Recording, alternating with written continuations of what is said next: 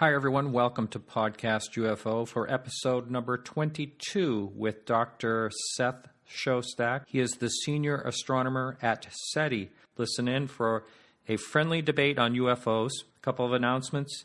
You can follow us on Twitter, or you can like us on our brand new Facebook page, and those icons are right on our website. If you'd like to contact me, that's info@podcastufo.com.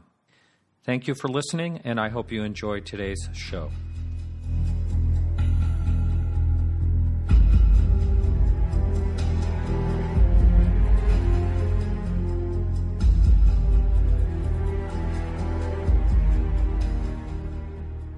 Hi, everyone. I'm on Skype with senior astronomer of SETI, Dr. Seth Shostak. How are you, Seth?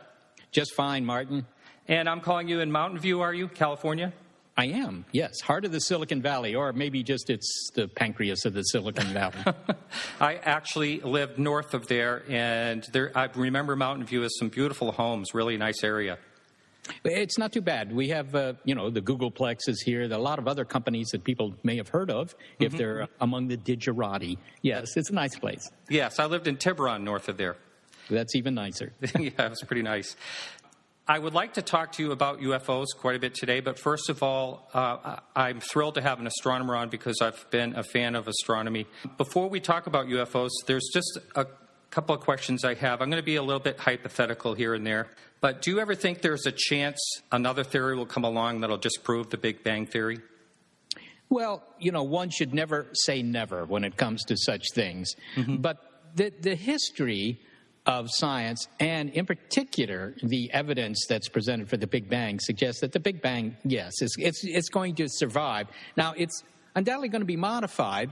It's somewhat akin, I think, to Newton's dynamics. When Newton worked out the law of gravitation and what kept the planets in orbit and that sort of thing back, around 1600, whatever. All right, that explained a lot of things. It wasn't quite right. It turns out it didn't include general relativity. He didn't know about that. And general relativity makes some slight modifications to Newton's laws. But Newton works, in 99.9% of all the cases that are germane to, for example, engineering here on Earth. And even for explaining the motions of the planets, they're, very, very good. So, it isn't that Newton was really wrong or that, the whole idea was overthrown later. It was simply modified. I think in the case of the Big Bang, there are things about the Big Bang we don't understand. The early inflation and so forth seems to explain stuff and this, that, and the other. Will it go away? I don't think so, because you can see the universe is expanding. You can see the fact that there's so much helium in the universe and so forth and so on. There are all these pieces of evidence that support the Big Bang. It will be modified, but I don't think it's going away. Now, if you had to come up with something of what was happening before the Big Bang, what would that be? And then we can move on to... Well, before the Big Bang. Yeah, actually, we're going to do a show about that with that exact title, actually, for our weekly science show here, Big Picture Science, actually. But the thing is, nobody knows. There are all sorts of scenarios. And the most, I think, trendy answer to your question these days is probably the idea that there is sort of endless inflation. In other words, endless Big Bangs going on all the time in our universe or perhaps other universes. And that, the Big Bang, while very dramatic for us, that kind of thing happens all the time. We're not the only place in the sort of metacosmos where there's been a Big Bang, that these things happen all the time. And in fact, you might cause a Big Bang right there in the room you're sitting in. If you only knew how to twist time and space the right way, you might cause the creation of a whole new universe. Of course, you wouldn't see it. You wouldn't be able to get into it. But, you could do that. And maybe that's what's happening. We're just another ant in the ant colony. That's possible. Now, I've heard you say that astronomy is an observational science, which makes perfect sense to me. Our solar system is on the young side, wouldn't you say, as far as other solar systems in our galaxy? Well, yeah. I mean, the solar system's 4.5 billion years old. The universe is 13.7 billion years old, something like that. Our galaxy is probably 12 billion years old. So, yeah, our solar system has appeared in the last, if you will, 35% of the history of our galaxy. So it's a relatively new kid on the block. So with that in mind, wouldn't you say that it is very possible that we could be visited by other civilizations? Well, it doesn't violate any physics. I mean, there are probably civilizations out there that are way in advance of ours. Yeah, I mean, it's certainly possible. I don't actually think that there's much controversy about that. I've never heard anybody say that it's impossible. I never hear that argument. The argument against being visited actually doesn't have to do with the physics of whether it's possible. It has mostly to do with the evidence. And what type of evidence do you think would be good enough? Well, I think you just have to look at historic precedent for that. I often like to say, it's been, 65 years since Roswell, one of the more celebrated incidents which some people believe show that the aliens were trying to visit or something. Now, if you add 65 years to 1492, what do you come up with, 1557 or something like that?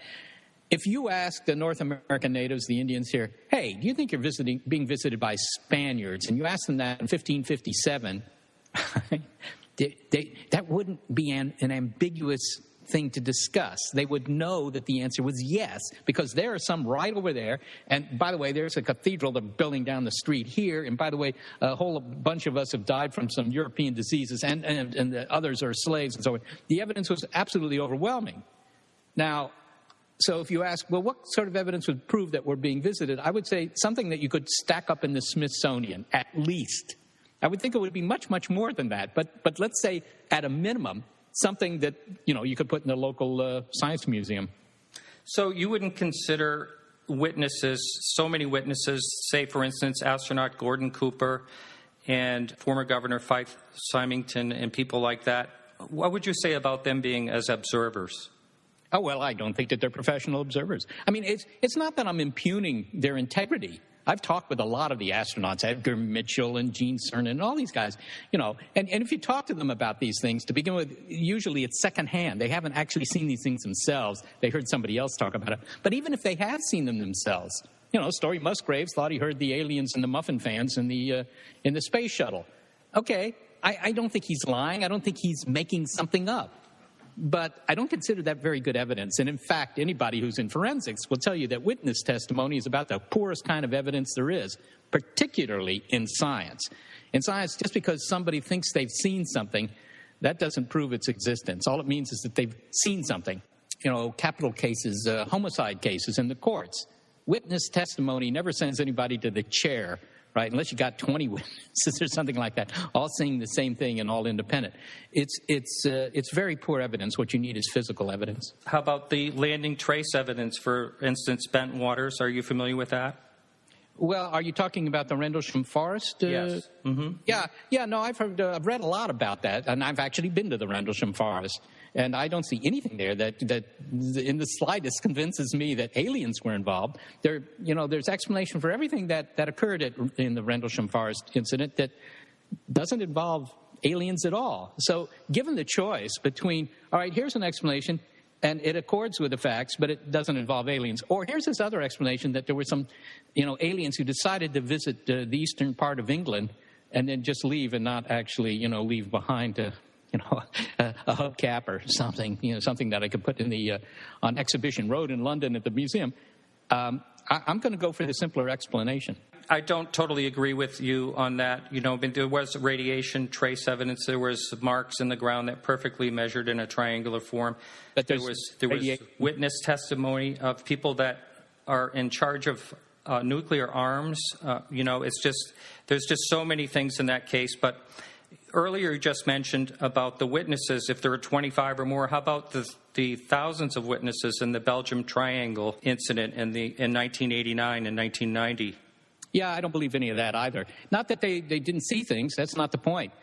Thousands of people saw the Phoenix lights too, but that doesn't prove in that case that they were actual aliens. When there's another explanation, and it's been repeated over and over and over again, but nobody seems to want to believe it, that doesn't do that. I mean, I would ask you, why is it that there's no evidence that's in the Smithsonian? I mean, that's the remarkable thing to me about this, is that one really good case would prove it. Yes, and that may happen. And it may happen, but I don't think it has happened. And I think that's actually a remarkable thing, because there are something like 10,000 reported UFO sightings per year. I get, a couple a day, just me. But, I always tell them, we don't investigate these things, so, you should call up one of the organizations that does, like MUFON or something.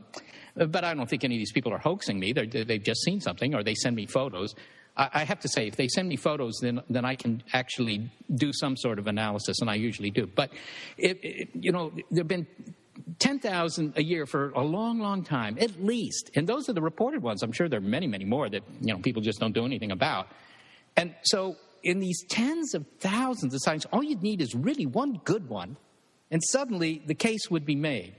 And the fact that in these tens of thousands, there isn't a single one that seems to have piqued the interest of the mainstream academic community, the scientific community, or is good enough, as I say, to put in the Smithsonian, I think that's significant. To me, that's very significant. Now, you read Leslie Kean's book, from what I understand. I've talked with Leslie. She's been here, yes. Yes, but did you read her book?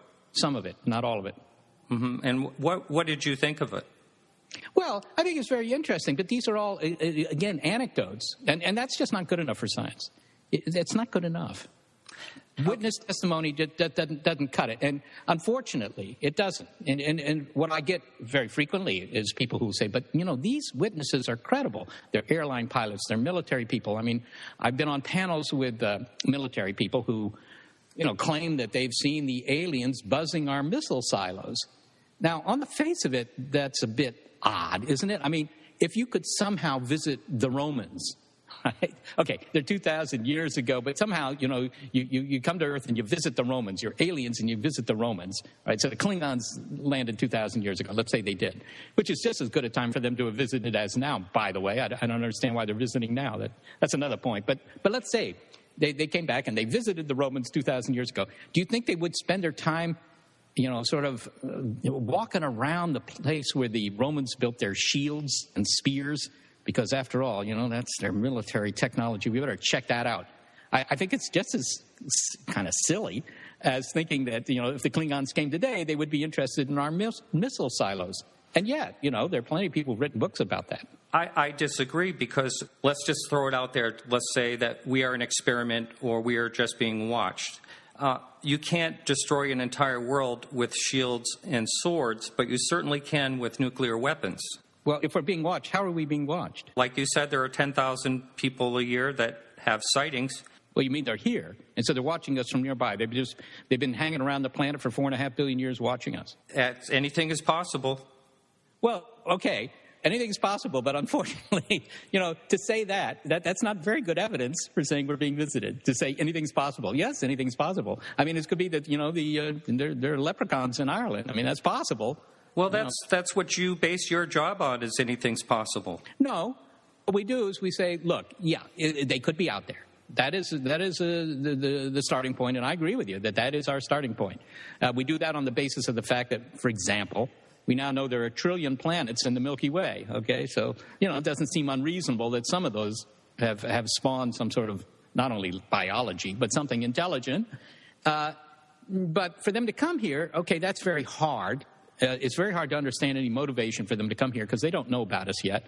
That information hasn't reached them yet. So, it's not that they're interested in our nuclear weapons or the fact that we're maybe messing up the environment or whatever. They don't know any of that. How would you know that? The only way you'd know it is by picking up our signals, television. I disagree. I mean, they could have known to explore our atmosphere 2 million years ago with an advanced civilization. Yeah, but if they explored the atmosphere, what would they learn? What do you mean by explore the atmosphere? They could see signs of chlorophyll or whatever on our atmosphere by searching. So they know there's grass here. There's life. Yeah, there's life. But so you're suggesting that 2 billion years ago they detected oxygen in our atmosphere, which indeed they could do. I mean, I think anybody with a big enough telescope would know that there's oxygen in our atmosphere. So they said, okay, there's a world over there. It's got oxygen in the atmosphere. Zork, we're going to mount an interstellar expedition here, and we're just going to hang out around that planet for 2 billion years. And then finally, beginning in 1948, we'll start making our presence known. Is that the idea? Not necessarily. I mean, there are drawings on caves with disc-shaped objects. Who knows? They might have been here before. Who's to say they haven't been? Well, nobody. That's the same argument. Anything's possible. Yeah, mind you, if you talk to paleontologists or archaeologists about these things in caves, they'll say, yeah, they're disc-shaped objects. My 3-year-old has drawn lots of disc-shaped objects, but that doesn't mean that my 3-year-old is seeing aliens. I mean, that's not evidence. Here's my more or less beef against what you do for a job. And I actually do appreciate the search and the possibilities. And I hope the first message you hear is, we've been visiting you all along. Well, that might be, but I doubt we'll understand any message. So. Okay. Well, anyway, my question is to you, how are you so sure that they're using radio signals? I mean, if they're so far advanced, it seems like radio would be very, very primitive. Well, what do you think would be less primitive? What do you mean less primitive? Other ways of communicating that we haven't even thought of. Okay. In other words, anything's possible again. Absolutely. Yeah, but that doesn't allow you to do an experiment. Well, right? You and I, or mostly you, are talking on what we know today.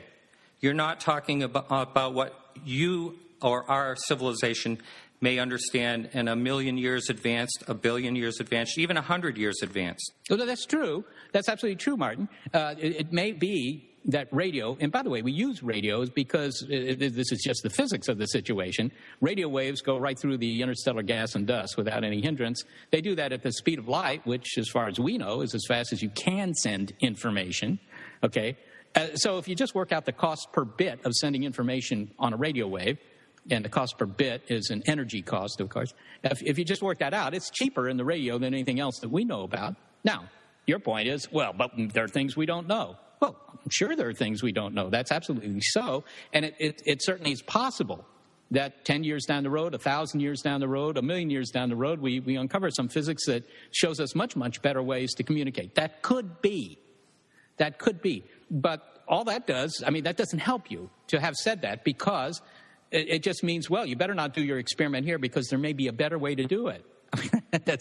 Unless you know the physics of these better methods, you can't design an experiment. So your alternative is either to just throw up your hands and say, I'm not going to do anything because it might be wrong, or you do the experiment based on the physics you have.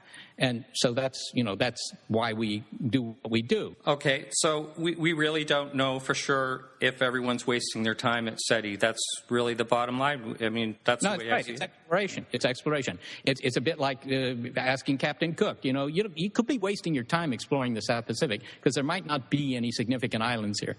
I think I've heard you say before about the vast amount of energy needed for light speed travel. I wondered if you were familiar with the new article that just came out. I believe SETI, Ann Tarter, I believe, was there at the conference with Dr. Harold White recently. And I just wanted you to comment on that, if you would. Well, I think you may be referring to the 100-year Starship program, that initiative. Is that what you're speaking of? Yeah, searching for the warp bubbles. Well, there are various proposals for how to either get close to the speed of light or even beat the speed of light. Okay, it's not clear whether any of that physics works. If you talk to the physicists about this, they say, well, I don't know, it doesn't seem to work, but maybe it could be made to work. But in any case, any of these schemes require enormous amounts of energy. So that's the problem with high-speed travel, whether you're talking about going half the speed of light or you're talking about even going faster than the speed of light, if it turns out that that's possible to do.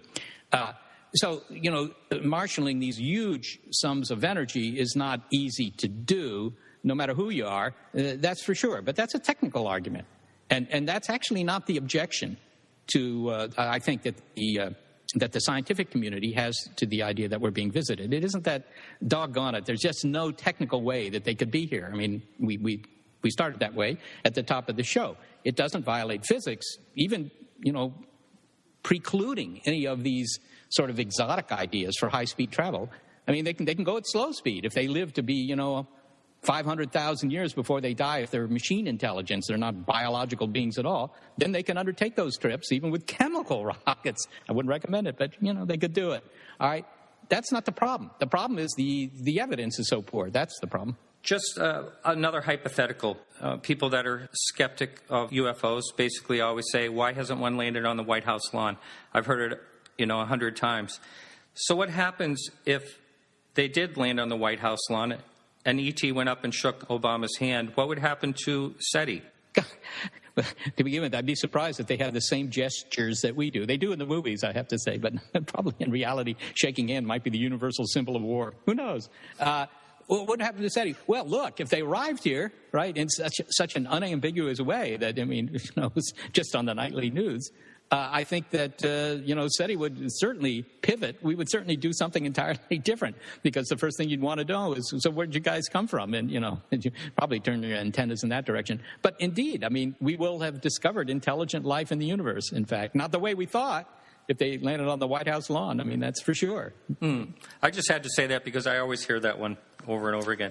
I must say I don't, but I think that what is being meant by that is that, why is the evidence not very obvious? And I think that that's a reaction to the photos that are, routinely shown of UFOs. And they're always very ambiguous. The ones I see are either ambiguous or they're clearly photographic effects.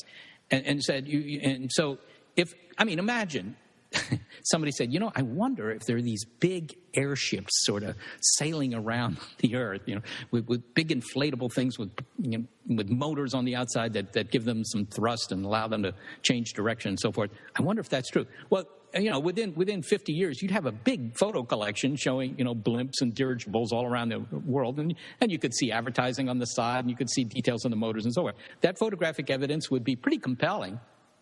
But the photographic evidence of alien visitation is not compelling, because they're usually very, very, they're completely detailless photos, almost all of them. I kind of disagree. I mean, I had a sighting myself, and, that kind of changed. That's why I'm doing this podcast. To me, it was just something that was totally unexplainable in any way. And I'm just wondering if perhaps tonight you go home and you drive home and you actually see something that is just undeniable, would you consider it just a UFO? And if so, would you be able to accept that it's a possibility that it's extraterrestrial?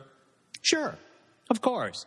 When you see something and you don't know what it is, which is what you're talking about, right? And I've had that experience. I've seen plenty of things that at first, at least, I didn't know what they were, okay? And, you can say, okay, that's odd. I don't know what it is. Now, there are various possibilities for what it might be that I can think of, and there are probably many more that I am not thinking of. In particular, I saw one night that turned out to be a launch from Wallops Island in Virginia, where I was living. In fact, it was a rocket launch. But I didn't know about those rocket launches, so, it was very, very perplexing to me. Okay, but, so I make in my mind, everybody does, I'm sure, sort of a quick list of things that it could be. Could it be an aircraft? Could it be this? Could it be that? Whatever. And one possibility in the list is that it's alien visitation, right? That's a possibility. But to jump to the conclusion that that's what it is, that's what people do all the time now, because it's, part of the popular culture. So when you see something that you don't understand, it immediately becomes alien visitors. But there are all these other possibilities, right? And indeed, as you know, there have been several commissions to look into the UFO phenomenon. That was quite some time ago, after the Second World War and into the 1950s and even the 1960s. And what they would do is they'd bring together sort of expert panels, people that were well-versed in upper atmosphere physics and so forth, aviation, whatever. And these panels would say, all right, well, give us the 100 best cases, the ones where you have at least some credible-looking evidence, and we'll see if we can figure them out. And so they would do this. And typically, they would be able to explain 90% of them as aircraft or balloons or whatever, astronomical objects. They could figure out about 90% of them, typically. 10% of them they couldn't. And what so many people do, I've heard them say this, is that, well, see, those 10% they can't explain. That's where the alien craft are. And that's what's called an argument from ignorance. Because they're saying, I don't know what it is, so it's proof of aliens. The local police here solve 65% of the homicides in San Francisco. The other 35% they don't solve. Those could be, aliens murdering people, but that would be a very bizarre conclusion. I think that for someone just to assume that what they see is extraterrestrial, I agree with you on that part. I think is something is happening, and we don't know what it is. And the thing that comes to mind when you talk about 10,000 sightings a year, why isn't there even a very small part of the government interested in this, like like they are in other countries. For instance, in South America, there's government associations actually taking this serious. And why doesn't the U.S. take it serious? Well, I think that that's simply history. I think that if the evidence rose to the level of seemingly being credible to, experts in the field of, atmospheric phenomena, I think that it would be taken seriously. It's not taken seriously in this country in the sense, as you say, that we don't have any, the government isn't looking into it. Of course, people wouldn't believe what the government said anyhow. That's my take on it. It seems that when it comes to UFOs, people don't trust the government. So they simultaneously don't trust them and then blame them for not investigating, which seems odd. But, okay. I mean, the British aren't looking into it. I lived in Europe for 13 years. None of the governments in Western Europe that I encountered seemed to be very interested in it. And so yes, some governments are looking into it. Well, fine. I have no objection to looking into it. I think people should look into it if they feel that there's something there. They should. But I just haven't seen the evidence for me that's convinced me. And I have to say, there was an article in the Huffington Post just recently in which the astronomer royal Martin Rees said, there's just nothing in this. Well, that's just another opinion. And I just would think with all of what, and there is radar evidence. You can't deny the radar evidence because there was 3 on one object. And when something can do multiple thousand miles an hour and make a right-angle turn, it just seems like there would be much more curiosity by scientists. Well, the thing is you can explain the radar sightings in other ways. It turns out that radar, this is accompanied with visual. Yeah, but the thing is, to begin with, we have aircraft that go thousands of miles an hour, so that per se is not so interesting. But the right-angle turns are usually geometric effects. They're geometric effects. I've talked to radar experts about this, and they say, well, this isn't good evidence either. But, if you disagree, that's fine. And a lot of people disagree. A lot of people are going to disagree with what I'm saying here. I'm sure of it. But, look, as I say, bottom line is really simple. There are thousands and thousands of, sightings every year. That means if there are 10,000 a year, right, that means there's 30 a day. Every hour there's another reported sighting, okay? And all you need is one really good one, that where the evidence is so unambiguous, as I say, that doggone it, let's shove this into the Museum of Natural History in New York. Let's just put it in there. And yet the Museum of Natural History doesn't do that. And it isn't because the people who are running the museum figured that the visitors to the museum just wouldn't be interested in this. Of course they would be interested. My gosh, this would be the most interesting thing in the museum. It's just that they don't think it's very credible. It's just, sorry, but, that's probably something else. You guys, just misinterpreted this. So that's really my plea to the UFO community is that, look, instead of complaining that the problem lies elsewhere, that the problem is with the skeptics, and that's what they normally do. They say the problem is with you scientists, you won't look into it, or the problem is with the government because they've covered up all the good evidence, which is absolutely bizarre. How is it that the aliens have arranged everything so that only the government gets the good evidence? How did they do that? They must be in cahoots with our government, in which case maybe they'll solve the deficit problem or something. So instead of saying things like that, the problem is with you scientists, or the problem is with the government, the problem is with the evidence, that they should just say, look, let's concentrate on getting the very best evidence. So if this is happening so often, we surely can design some sort of instrumentation that will up the quality of the evidence, and then we can convince people. Would you back that? Oh, yeah, sure. Absolutely. Well, that's one good thing I've heard out of you so far. I'm joking, of course. But one of the things I think of is, all the pilots that have chased them, different air forces have chased unidentified flying objects and have been outrun, and all the testimony out there and my own personal sighting, I do believe that there is something going on. You can't change my mind about that, and I'm not going to change your mind either. And I guess that's why we're having this friendly debate. Indeed. Absolutely. Well stated. So just one other question. If you woke up tomorrow morning and you, I don't know, maybe banged your head or something, and you said, I want to take UFOs seriously, what would happen to your career? Would you be a laughingstock, do you think? Oh, no, I don't think so. I mean, that's another misperception, that somehow people at SETI are told that they better not, consider the possibility of UFOs because they'll lose their job. I get that a lot. And all you'd have to do is work here, and you'd realize that, that's pretty nonsensical. Nobody ever says that. Nobody's brainwashed here. You've got to think of it this way. My heavens. But it is true that if you were to walk the halls here and ask the scientists, how many of you think that, we might be being visited? I'm not sure you'd get a whole lot of people saying, yeah, that's possible. Because, they look at the evidence and they've gone through all the same sort of discussion that we've had here today with themselves, and they're not convinced. But it's not that their employer is telling them what to think any more than the Stanford University is telling its faculty what to think. Look, you guys have got to toe the line here. This is what you all have to think. I mean, that's not the nature of an academic organization, nor of a research organization, which is ours. Everybody can think what they want. But what I would do if I thought that there was a good chance of this being true, then I would design some very good experiments that could somehow come up with better imagery or better data. And that doesn't seem to happen. I think that would be a good thing to do. It's hard because the phenomena are intermittent. That's right. Mm-hmm. And so that makes it harder, but that doesn't mean that it's impossible. I'll tell you the reaction of one of my academic colleagues in Europe when we were talking about this. And he said, look, Seth, if I thought there was a 1% chance that any of that UFO stuff were true, I would spend 100% of my time working on it. So there is a barrier here in that, people in research don't think that there's enough there to spend their time on it. So that's a problem. And if you can come up with that enough there, then you'd get tens of thousands of people working on it.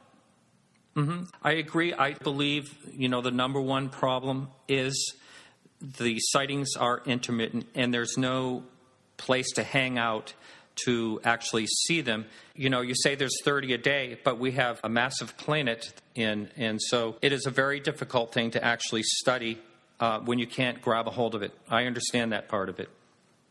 Yeah, that's true. I also have to say that sometimes there's a reluctance on the part of people who think that this is happening to do that.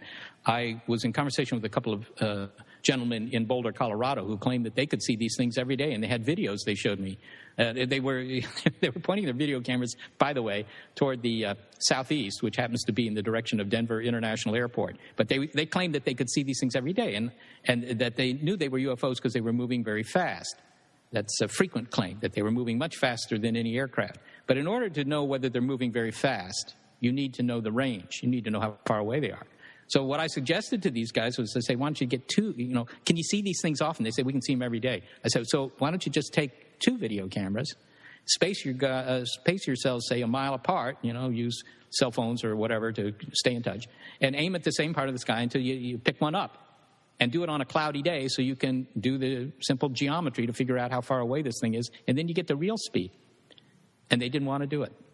Well, I would just discount people like that. I've heard a number of times about people that are aiming, cameras ends up being toward an airport and the lights and everything like that. I would just discount that myself. I wouldn't even think that would be serious. The remarkable thing to me was that they didn't want to do the experiment. That's distressing.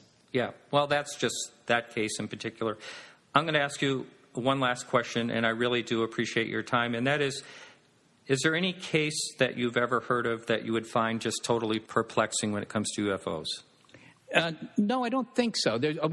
Perplexing, yes. There are some things you just can't explain. I mean, sometimes people will send me photos.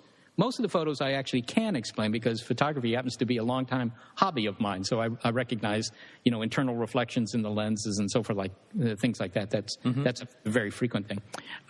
But sometimes, there's just some light that they have, or maybe it's a video, or you see some sort of bright object moving across the sky, and it's maybe 5 pixels across, but there's no detail in it. And, I don't know what it is. Okay? So I see that. But that the fact that I don't know what it is isn't very convincing. As I say, what would be convincing? I mean, again, to return to the Native Americans sitting around on Watling Island in 1492, and they see something on the horizon which is just a blob at first, but, an hour later seems to have a couple of masts and some flags and some sails and things. So you don't know the words for those things, but, it has structure, it has detail. And pretty soon it's close enough that they can make nice drawings of it and so forth and so on. That sort of evidence, would be more than just, well, I don't know what it is. That sort of evidence would say, I don't know what it is, and it's something really peculiar that I've never seen on the ocean before. And that's the kind of thing that's missing. Okay. Well, thank you so much. I really appreciate your time. Well, it's been a pleasure, Martin. All right. And you take care. So this is Martin Willis with Dr. Seth Shostak, and that's it for today.